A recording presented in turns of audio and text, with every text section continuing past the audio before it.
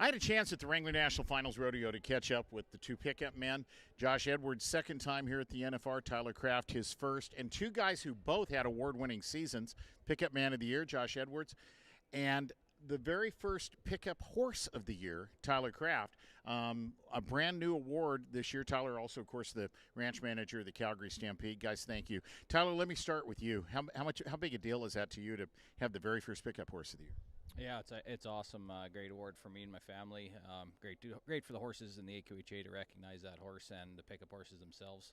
They're the most seen horses in rodeo, 20 minutes, and yeah, it's awesome they got recognized. Tell me about that horse.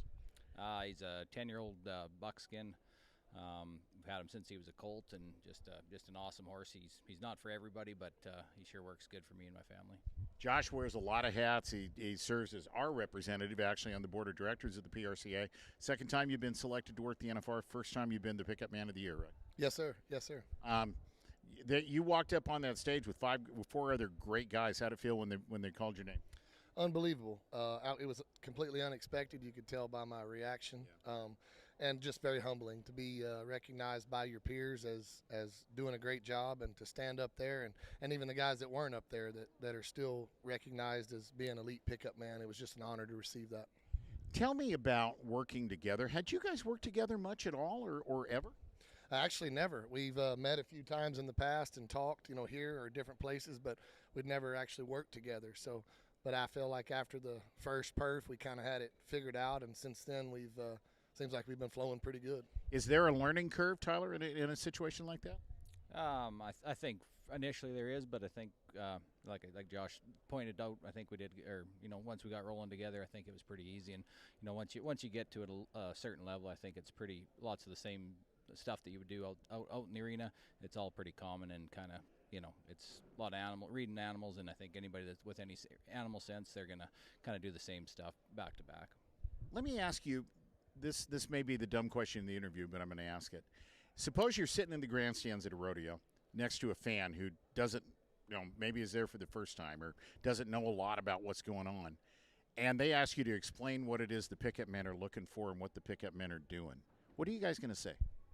Our most important job obviously is the bareback and the bronc riding, but behind the scenes in the rodeo, we're keeping the flow of the rodeo going, moving cattle, keeping the animals flowing, and then obviously the job doesn't really end doesn't end after the rodeo. We got lots of stuff to do after, feeding stock and whatever it takes to help it on the rodeo. As a ride is going on in the arena, what are you looking at? I'm watching the ride itself. I'm trying to focus on what I'm doing. I'm still a fan, so I'm watching what's happening and kind of involved in that. Myself personally, I'm also counting down that 8, so I know when I'm going to start moving and how I'm going to set up to be positioned where I want to be. I always figure the bullfighters know where the bull rider's going to land before the bull rider does. Can you guys kind of say the same thing or not during a bareback ride or a saddleback ride? I think a lot of times you can. I mean, you're watching a lot of things with a horse. You can watch a horse's eyes. You can watch what lead they're in. And that's what Tyler was just alluding to a while ago, is reading the livestock. So a lot of times when we're kind of moving into position, we're watching the body motion of the horse and reading kind of where he's going, and that's how you start setting up to where you think the action's going to be. Tyler, you're also the ranch manager of the Calgary Stampede. You guys brought a lot of horses down here. Yeah, it was an exceptional year. We kind of knocked it out of the park in the bronc riding for sure. 18 broncs, 5 barebacks. Just speaks volumes to them animals. They had a great year. Not just they didn't just have a good tail end. They had a great winter run. They had a good spring, summer, and fall. They just had a great showing.